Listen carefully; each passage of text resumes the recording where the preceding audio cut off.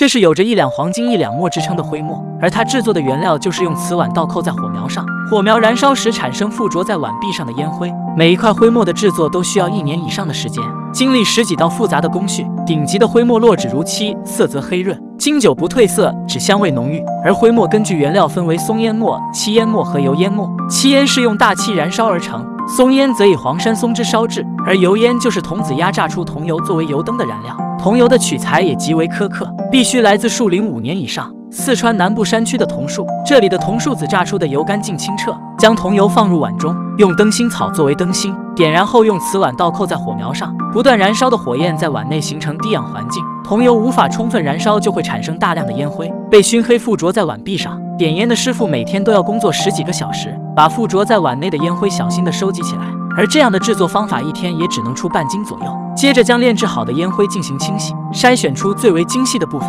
经过搅拌静置，细腻的烟灰会上浮，而泥沙颗粒等杂质会沉入下方。洗过的烟灰会放入库房，进行长达1到2年的阴干，褪尽湿气与火气。阴干的烟灰会被送入货料车间，然后加入牛骨、牛皮制成的胶，再加入麝香、牛黄、狗宝、珍珠等几十种名贵中药材，与之混合熬制。而没入药的关键是为了防虫、防蛀和防腐。《本草纲目》也有记载，药末主治皮炎、痤疮、溃疡等疾病。通过不断的搅拌混合，将烟灰制成墨泥。制作好的墨泥还要经过千锤百炼。虽然这道工序可以用机器代替，但是制墨师傅们还是相信一丝不苟的执行古法，以人力捣出的墨泥才是最细密绵韧的，有着任何机器都无法替代的质感与温度。古话有言，好墨要经10万处，这样的墨泥才能用来制作灰墨。捶打好的墨泥会被搓成长条，放入模具内，再把模具放入挤压机上压紧。经过1夜的挤压，墨泥会凝固变硬。制墨的模具都是事先设计好的，内部都会雕刻上精美的图案，在压制时会印在墨泥上，把天地山水之美、